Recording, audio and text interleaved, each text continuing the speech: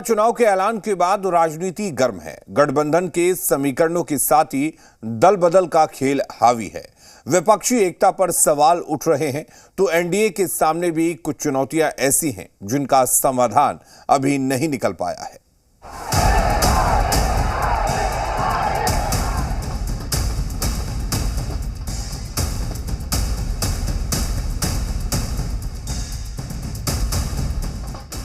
चौबीस की चुनावी बिसात बिछ चुकी है।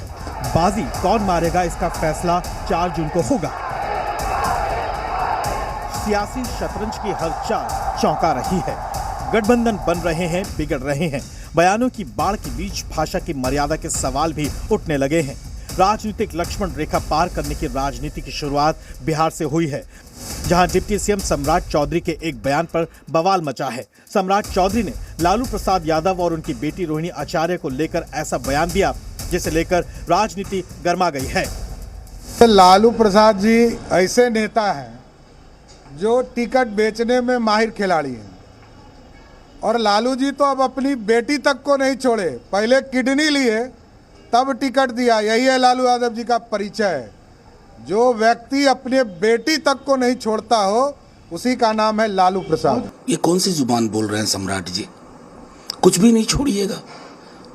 मानवीयता नाम का कुछ भी नहीं, मतलब कोई दर्द नहीं, कोई पीड़ा नहीं। आप एक पिता पुत्री के रिश्ते पे इस तरह की ओछी टिप्पणी करके ना, आप लालू जी का कुछ नहीं बिगाड़ पा रहे हैं, रोहिणी जी का कुछ नहीं बिगाड़ पा रहे हैं। आपने अपने बारे में पूरी दुनिया को बता दिया कि आपकी सोच, आपकी समझ में कितना ओछापन, कितना घटियापन है। किडनी और टिकट का कनेक्शन सम्राट चौधरी कहां से लाए, ये तो वही बेहतर बता सकते हैं। लेकिन बिहार की राजनीति में इंडिया गठबंधन में भी तकरार बढ़ने लगी है। विवाद आरजेडी के उम्मीदवार घोषित होने के बाद शुरू हुआ।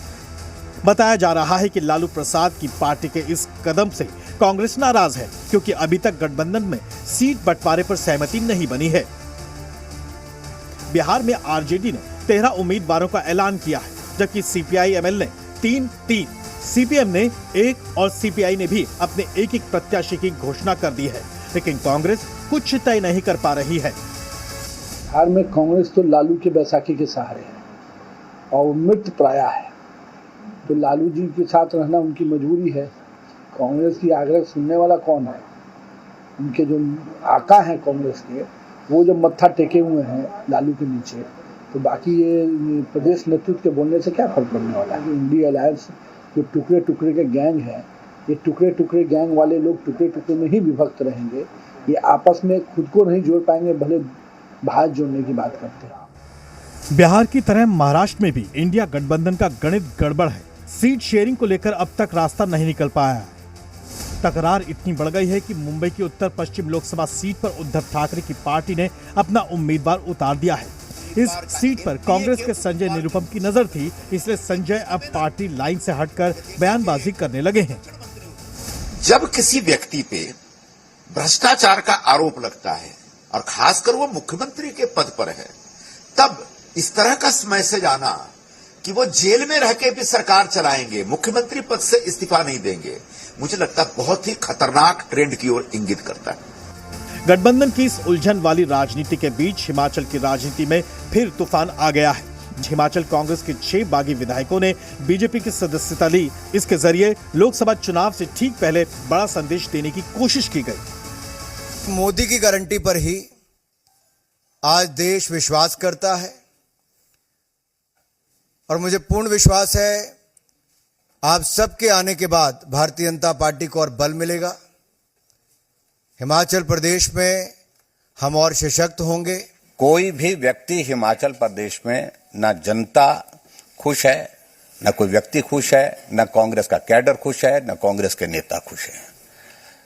और ये ऐसे नेता हैं जिनको सम्मान जो कांग्रेस पार्टी में जो इनका अधिकार बनता था, उससे बार बार जो है वो वंचित किया गया।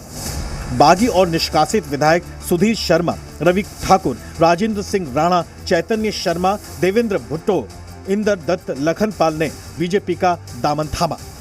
कांग्रेस पार्टी का पूरे देश के अंदर विघटन इसलिए हो रहा है क्योंकि कांग्रेस पार्टी का कोई इस देश के प्रति विजन नहीं रहा है और पार्टी को ये पता ही नहीं है कि हमको करना क्या है।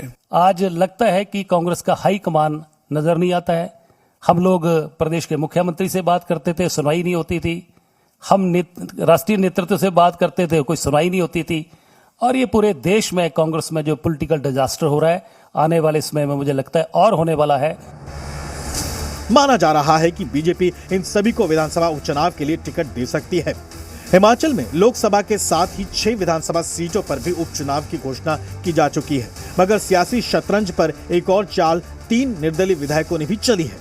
हिमाचल में बीजेपी का बढ़ता कुनबा कांग्रेस के लिए खतरे की घंटी है। सुक्खू सरकार का भविष्य क्या होगा, इसे लेकर सवाल उठने लगे हैं।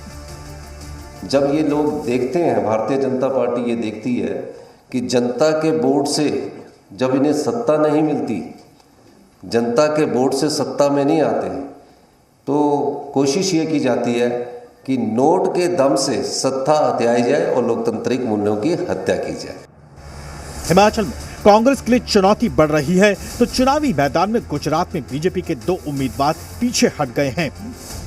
वडोदरा से मौजूदा सांसद रंजन बेन ने और साबरकांठा से भीकाजी ठाकुर ने चुनाव लड़ने से इनकार कर दिया है।